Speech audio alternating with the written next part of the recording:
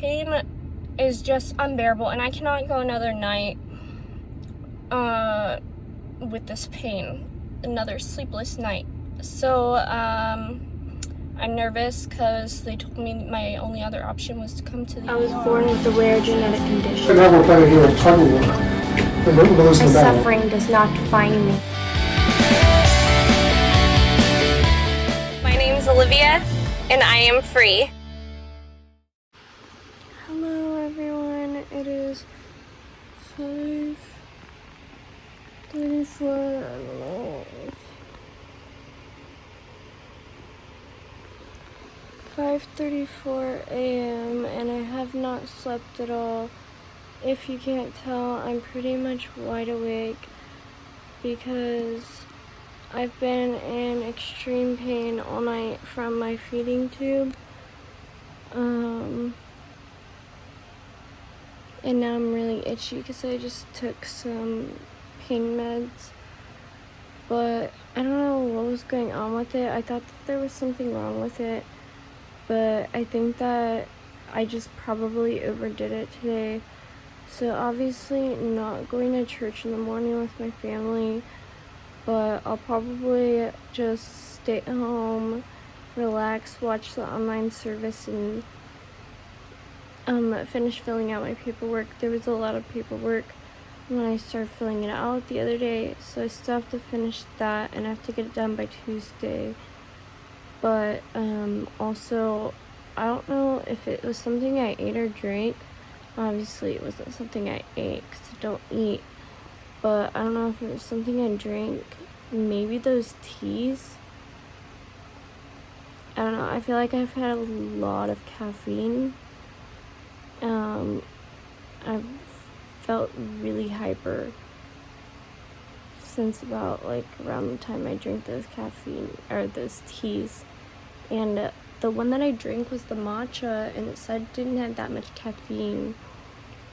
But my body's so weird. I don't know if it was that or not. I don't know. But since I'm still not too sleepy yet, my next dose of pain meds is coming up pretty soon. The last dose I took was around 3 a.m.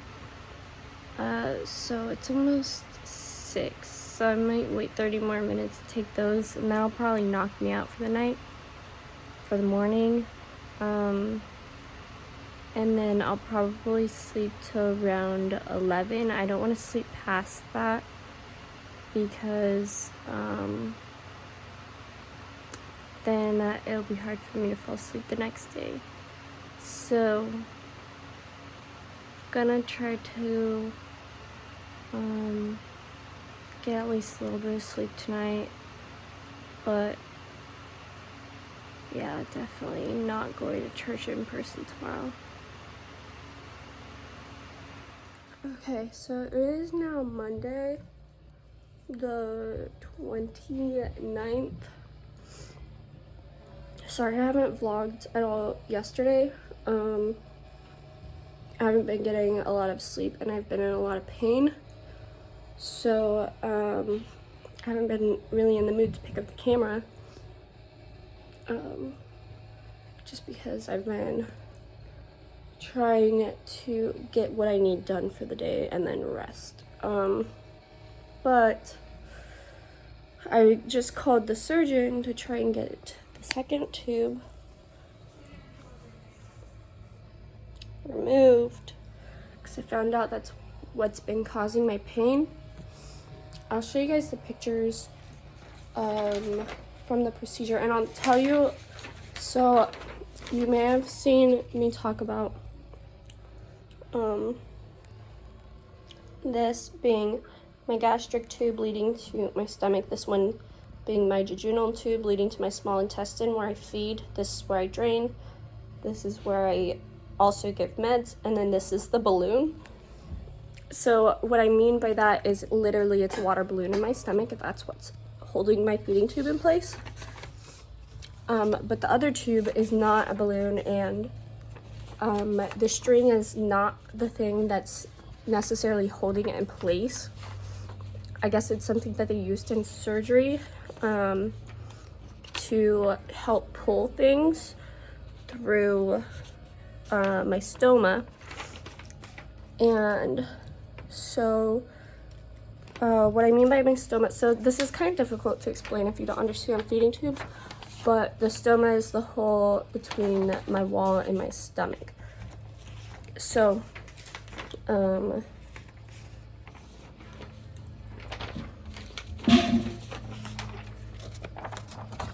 in the stoma is like the two tubes. One's the balloon, that's permanent one. Second one is there's a string connected to the first tube, which I call the second tube because it's getting removed, but it's actually the first tube that was placed.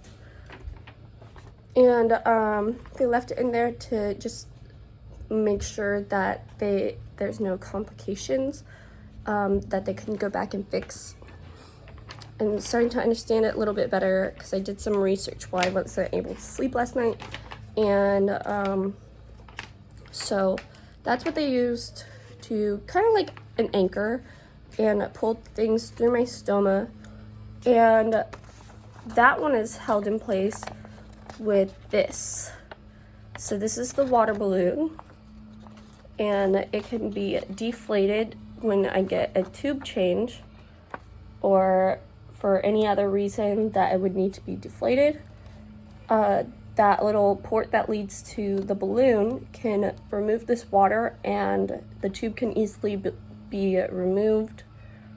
I think that they'll probably actually end up deflating the balloon whenever they whenever they remove this tube.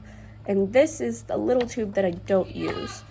This is called a bumper, and this is what is holding my tube in place, and this is why it's been causing me pain, because it's a lot bigger and not as smooth as the balloon, and it's been rubbing up against my stomach lining and also rubbing up with the balloon.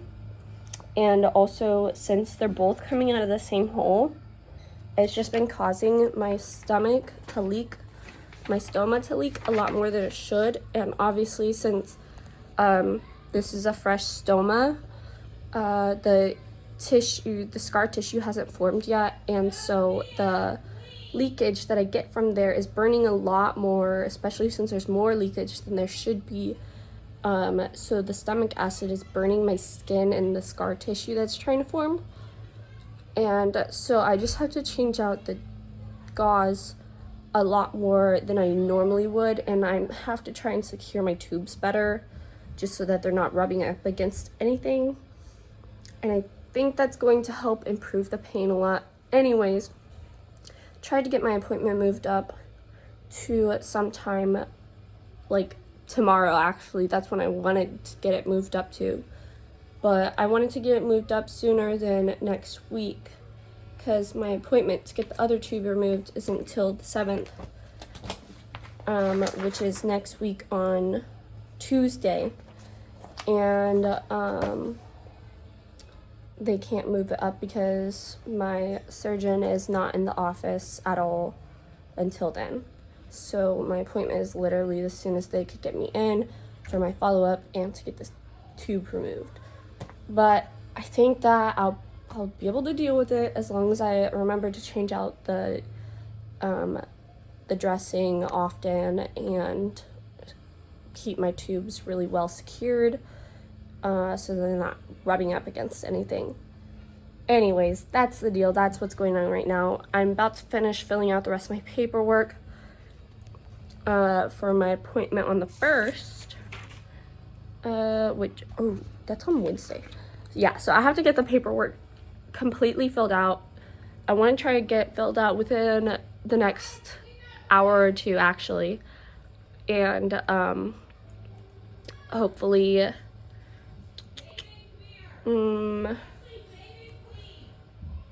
after I get that filled out within the next hour or two, I'll be able to double check everything, make sure everything's good to go for my appointment.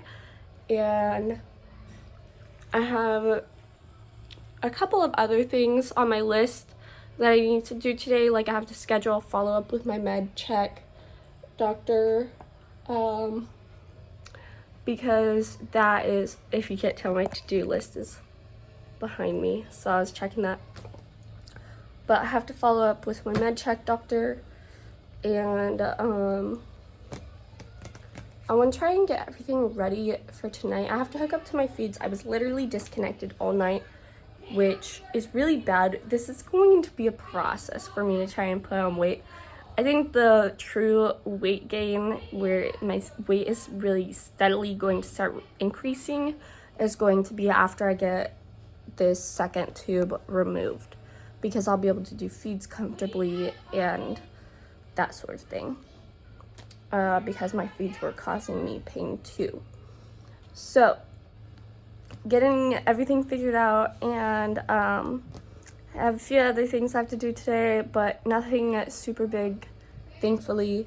Earlier today, I called my surgeon, and he is actually out of the office for over 2 weeks, or for this whole week. And so I would have to wait till my appointment on the 7th to get in with him. And at first I thought that was gonna be okay, but the pain is just unbearable, and I cannot go another night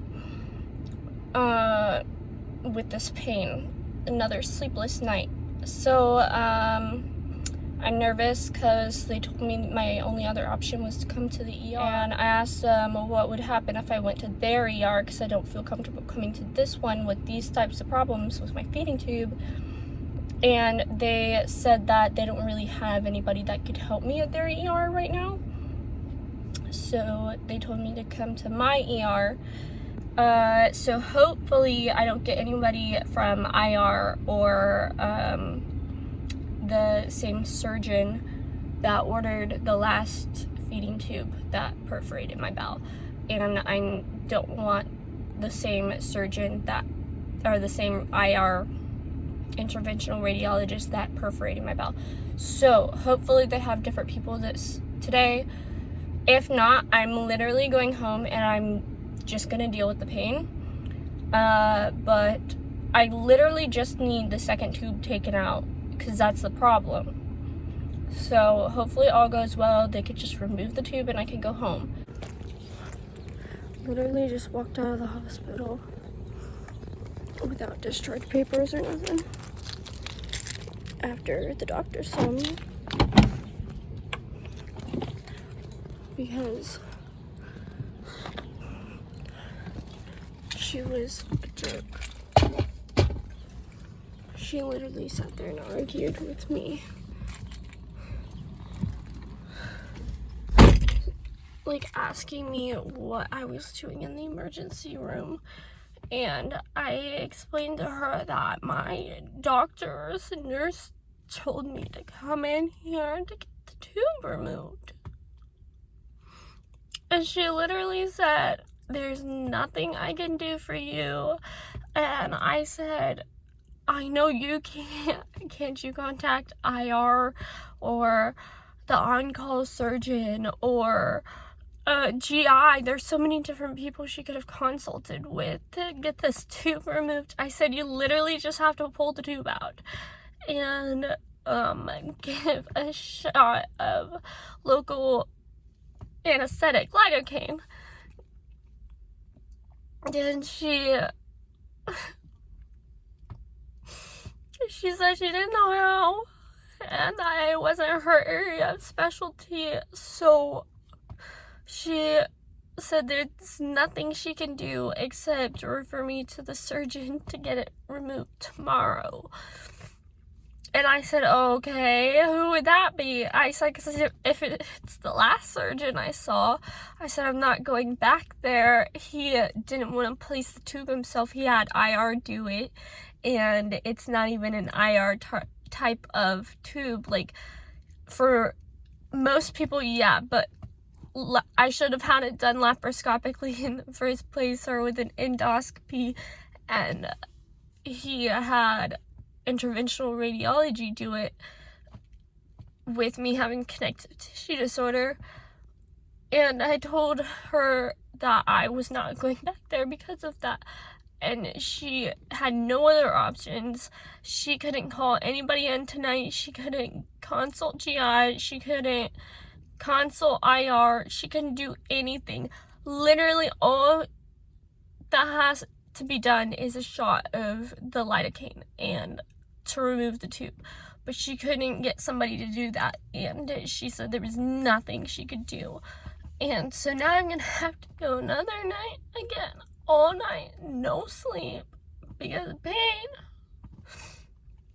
And she was tugging on the stupid tube. Why did you even look at it if there was nothing you could do about it?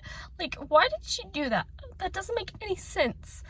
And she removed all the gauze and then just left it on my stomach and walked out of the room. And I'm so irritated.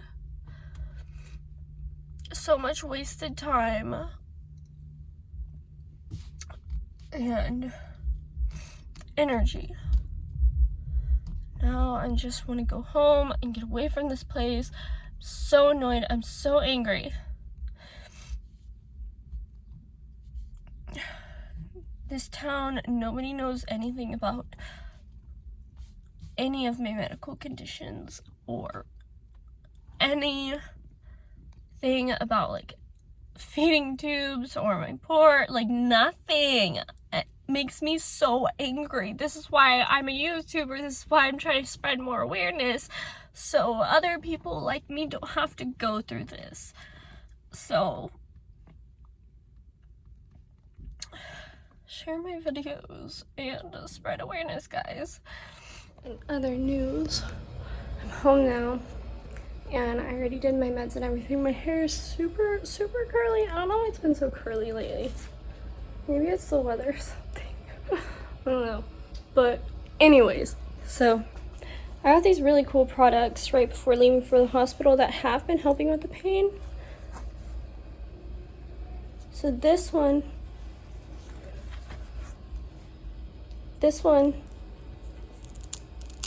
is a Velcro strap that holds my tube in place, and I can unvelcro it anytime I want and use the tube.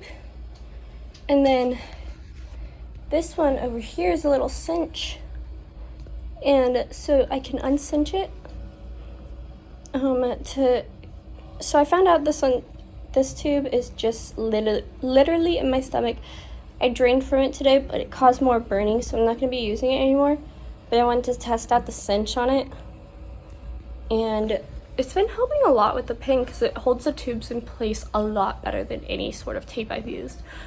But anyways, I'm going to go eat.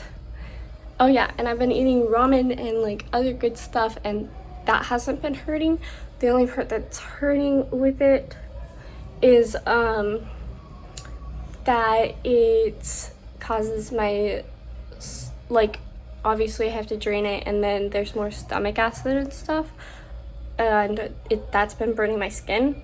So other than that, it's been, I was editing the vlog just now and realized I forgot to end it. So this is the end of the video. I hope that you guys enjoyed it, and I'm doing a lot better today, but you'll see in the next video. If you did enjoy this video, give it a big thumbs up. Also, go check out the rest of my channel, and if you enjoy it, hit that subscribe button. I will leave a link to purchase my t-shirts down below. I believe there's only one day left, and if you just want to support me but you don't want to donate, then I will leave that link down below as well. And if you want to receive notifications when I upload new videos, especially for when I do the 100 subscriber giveaway, then hit that bell notification sign to receive notifications when I upload new videos.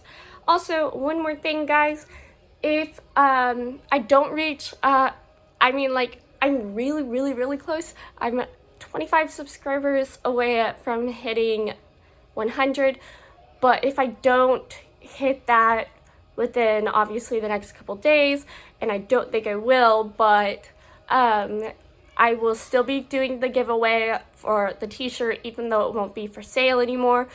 And who knows, it might be for sale in the future. So I'll keep you guys updated. Bye!